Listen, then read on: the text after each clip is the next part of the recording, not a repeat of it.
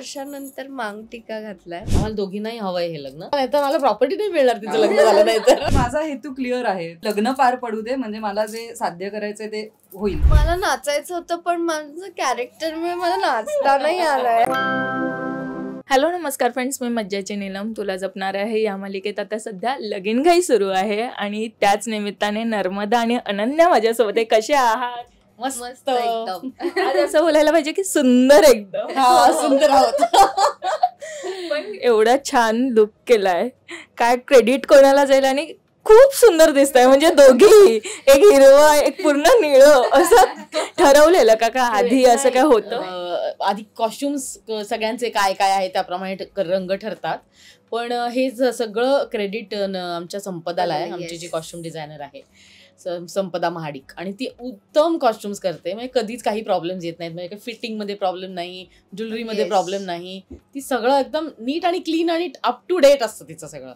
म्हणजे गोंधळ काही नसतो. हा सेट तुमचा रेडी, इतकं काही गोंधळ नाही. आणि दीड आठवडा आधीपासून तिचं रेडी असतं सगळं. हे म्हणजे पूर्ण इव्हेंट सुरू व्हायच्या आधीच आमचे सगळे कॉस्ट्युमचे ट्रायल्स आणि सगळं झालेलं. आणि हेअर पण डिसाइडेड आहे, त्यांना माहितीये काय करायचंय ते. हेअर सुद्धा आमची संपदाच ठरवते, संपदा आणि चॅनल वाले.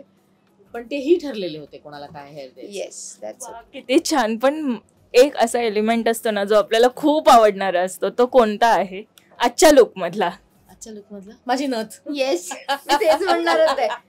माझी नथ जी कोल्हापूरमध्ये मला मिळाली आहे आणि मला ही खूप आवडली आहे. फारच सुंदर आहे. काढली सुद्धा नाही, मी काढली नाही या दिवसभरात, फक्त जेवताना काढली ती मध्ये येतच म्हणून. कारण पाय एवढा दुखतोय की इकडचं दुखणं विसरायला झालं.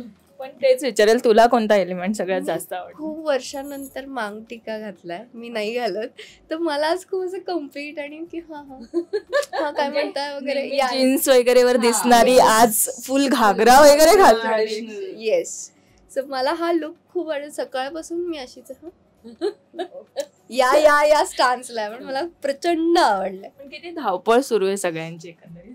धावपळ खूपच सुरू आहे, धावपळ सुरूच आहे. म्हणजे पण ती पण मजा येते प्रचंड. मजा करतोय. आमच्या सेटवर सगळे खूप पॉझिटिव्ह आणि धमाल करणारे आहेत, त्याच्यामुळे असं कटकट करणारे रडरड असं. आणि आम्हाला बोलायला लागत नाही, आम्ही डोळ्यातच आम्हाला कळतं आम्हाला काय म्हणायचं आणि काय चुगली करतोय आम्ही.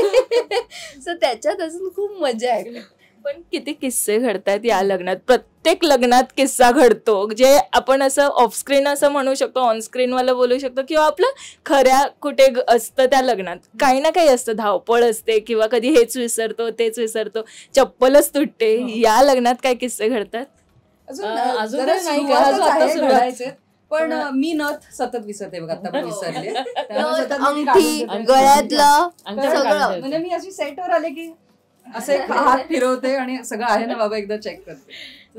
ते होतं माझ्या आयुष्यात पण कधी असं झालं नाही, आणि मला सेटवर पण असं कधी काही झालं नाहीये. पण विसरली आज, चपात्या विसरली. अरे मी ओट्यावर काढून ठेवली माझं ताट, माझे 2 चमचे, माझा डबा, आणि मी विसरले. आणि मी इथे येऊन बॅगेत शोधतीये, म्हटलं का कुठे, शेट मी ओट्यावर विसरले. म्हणजे एवढी एक्साइटमेंट होती या लग्नाची. पण आता शेवटी हे लग्न पार पडतंय. खूप असं हे इथे असे काही जण ज्यांना हे लग्न नकोच आहे आणि काहींना हे लग्न हवं आहे. सो काय आहे नक्की, काय वाटतं, व्हायला पाहिजे की नाही व्हायला पाहिजे, की काय व्हायला पाहिजे तुमच्या मते आता? म्हणजे पौर्णिमाच्या मते का नर्मदाच्या मते? नर्मदाच्या मते हिला अजिबात इंटरेस्ट नाही या लग्नामध्ये, तिला नकोय हे लग्न. आम्हाला दोघींनाही हवंय हे लग्न. सो मला तर हवंच आहे, कारण मला नाही तर मला प्रॉपर्टी नाही मिळणार तिचं लग्न झालं नाही तर.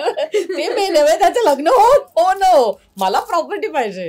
पण आता काय ठरवलं, प्रॉपर्टी द्यायची आहे की नाही द्यायची? नाही ते अजून म्हणजे मला माहिती आहे ते, पण मी काही दाखवत नाहीये. मी आता माझा फोकस मायावरती आहे सगळा, की हे लग्न पार पडू दे म्हणजे मला जे साध्य करायचंय ते होईल, म्हणजे सगळं.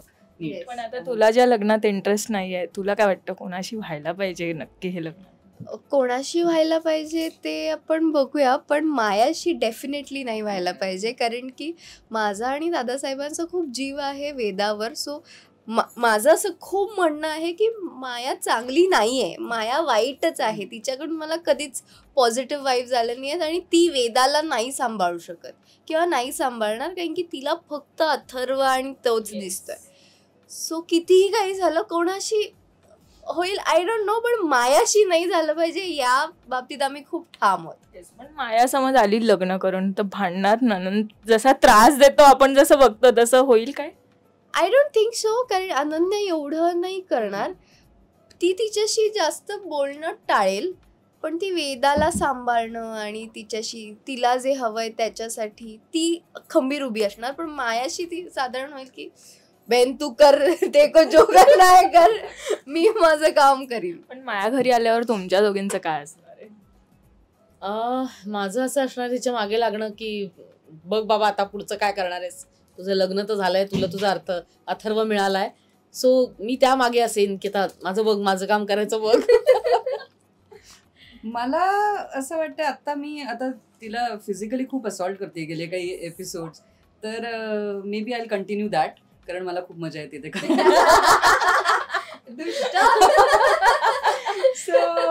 पण नाही म्हणजे माझा हेतू क्लिअर आहे.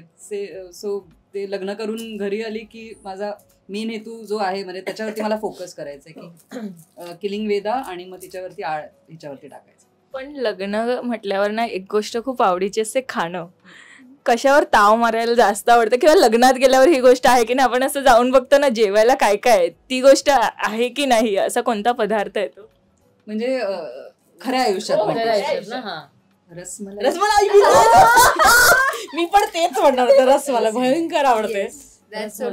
आणि मला आईस्क्रीम्स, मी आता गेले तर तिथे कसाटाचे फ्लेवर होते आणि आलं की वाव, आता जेवायचं नाही. आणि आमरसपुरी, मी कुठेही लग्नात गेले ना आधी पूर्ण चक्कर कुठे काय आहे, मग कशापासून सुरुवात करायची. आणि जसं गावाला ना आमच्याकडे हळदींना दुपारी वांगा बटाटा करतात आणि त्याची चवच वेगळी असते. तर ते एक स्पेशल, आणि इथे आपलं जरा थोडस एक लेव्हल अप आणि सोफिस्टिकेटेड म्हणून. इकडे पण आमच्याकडे म्हणजे काही ओकेजन असलं की आज काय आलेलं आहे किंवा नाश्त्याच्या टेबल वरती काय आज काय आहे, आम्ही खाणार नाही पण आम्हाला जाणून घ्यायचं असतं काय आहे. पण आता संगीत वगैरे पार पडलं, किती प्रॅक्टिस केलेली त्या डान्सची अशी? माझा गुडघाच दुखतोय त्याच्यामुळे मला तर नाहीच परमिशन डान्स करायला. मला नाचायचं होतं पण माझं कॅरेक्टरमुळे मला नाचता नाही आलाय.